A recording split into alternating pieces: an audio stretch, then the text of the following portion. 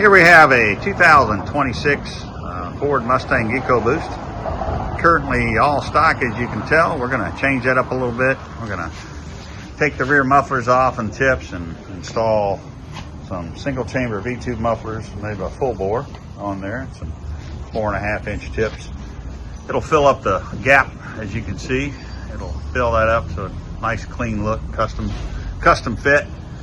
Leave it all stock. Customer wants to wake it up and give it a deeper, throatier sound, so this should do it.